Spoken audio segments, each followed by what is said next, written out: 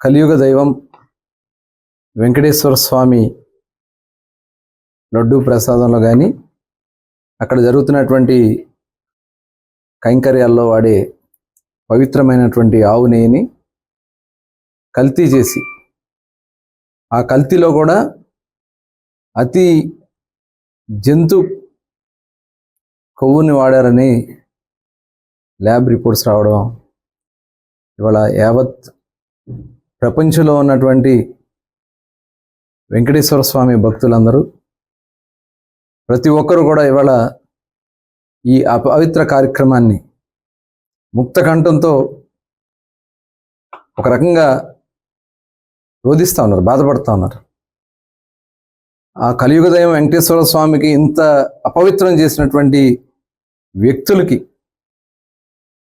ఇవాళ అనేక వేల మందికి వెంకటేశ్వర స్వామి అంటే లక్షల మంది, కోట్ల మందికి వెంకటేశ్వర స్వామి అంటే ఒక నమ్మకం, ఒక సెంటిమెంట్, ఒక పవిత్రమైనటువంటి భావం. అటువంటి తిరుమల తిరుపతి దేవస్థానంలో ఇలాంటి అపవిత్ర కార్యక్రమం ఇవాళ యావత్ ప్రపంచాన్ని కలిసివేస్తూ ఉంది.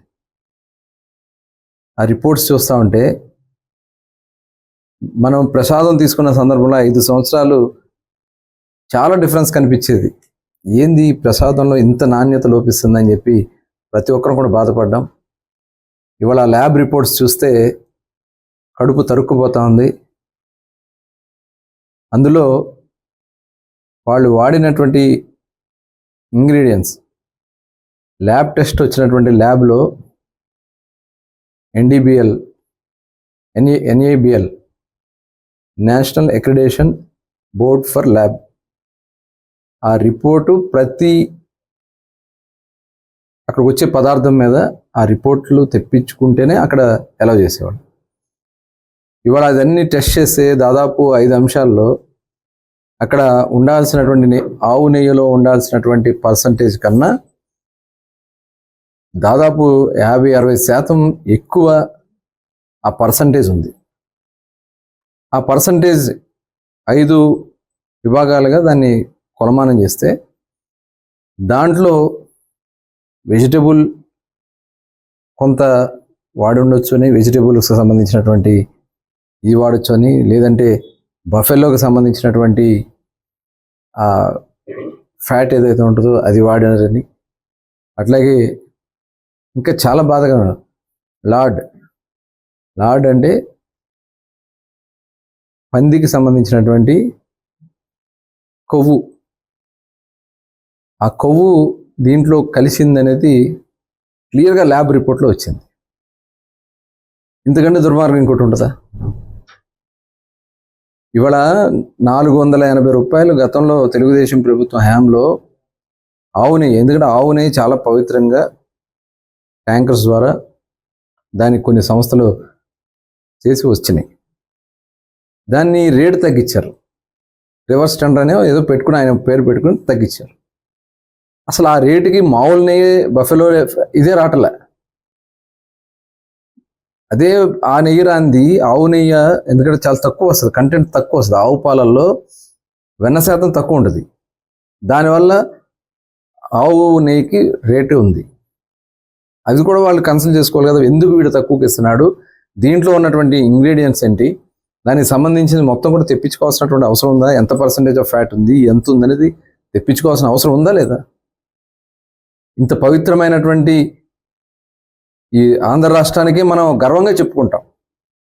తిరుమల తిరుపతి దేవస్థానం అంటే మన ప్రపంచంలోనే వాటికన్ సిటీ తర్వాత పోటీ పడుతున్నటువంటి దేవాలయం ప్రపంచంలోనే ఇది. అటువంటి పవిత్రమైనటువంటి దేవాలయాన్ని అపవిత్రం చేయడానికి గత ప్రభుత్వం చేసినటువంటి కార్యక్రమాలు చూస్తూ ఉంటే చాలా బాధ అనిపిస్తూ ఉంది.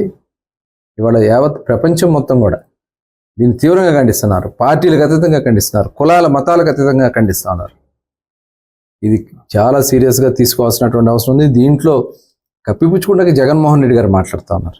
ఇంత 5 సంవత్సరాలు అపవిత్ర కార్యక్రమాన్ని మీరు చేసి ఇప్పుడు కప్పిపుచ్చుకోవడానికి రకరకాలైనటువంటి మాటలు మాట్లాడుతూ ఉంటే మీరు చేసిన కార్యక్రమాలు తెలియదు. ఈ రాష్ట్రంలో రాముల వారి తల తీసేస్తే ఆ రోజున ఖండించినట్టు చంద్రబాబు నాయుడు గారి మీద అక్కడ ఉన్నటువంటి నాయకుల మీద అక్రమ కేసులు పెట్టింది వాస్తవం కాదా?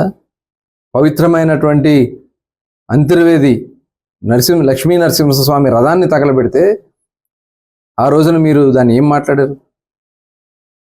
దుర్గగుడిలో సింహాలు పోతే దానికి ఏం మాట్లాడారు? మీ నాయకులు ఏం మాట్లాడారు? హనుమంతుడు చేయి విరిగిపోతే ఏమవుతుంది? పింక్ డైమండ్, తిరుమల తిరుపతి దేవస్థానంలో ఉన్నటువంటి పింక్ డైమండ్ని చంద్రబాబు నాయుడు గారు ఇంట్లో పెట్టుకున్నారని మాట్లాడారు. మళ్ళీ గవర్నమెంట్లోకి వచ్చాక ఆ కేసు విత్డ్రా చేసుకోవడానికి ప్రయత్నం చేశారు. ఇవాళ ఒక దుర్మార్గమైనటువంటి వ్యక్తి జగన్మోహన్ రెడ్డి.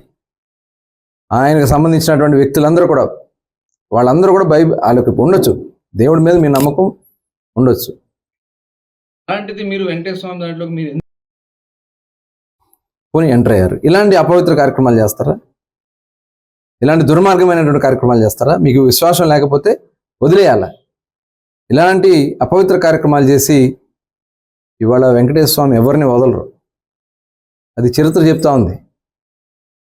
7 కొండల్ని 2 కొండలకే చేయాలని చూసిన సందర్భంలో ఏమయ్యారో చూసాం. ఇవాళ అదే వెంకటేశ్వర స్వామికి ప్రసాదానికి మీరు చేసినటువంటి అపవిత్రం వల్ల ఏమవుతారో ఆ కలియుగ దైవమే చూసుకుంటారు. ఖచ్చితంగా ప్రభుత్వ పరంగా న్యాయపరంగా చేయాల్సినటువంటి కార్యక్రమాలు ఖచ్చితంగా ఎవరైతే దీంట్లో బాధ్యులయ్యారో అది ఎంతటి వారైనా సరే వదిలిపెట్టే సమస్య లేదు. వాళ్ళ సంగతి ఖచ్చితంగా వెంకటేశ్వర స్వామితో పాటు ఆంధ్ర రాష్ట్ర ప్రభుత్వమే కాదు యావత్ ప్రపంచంలో ఉన్నటువంటి ప్రతి ఒక్కరు కూడా దీంట్లో భాగస్వాములు అవుతారని కూడా తెలియజేస్తాను.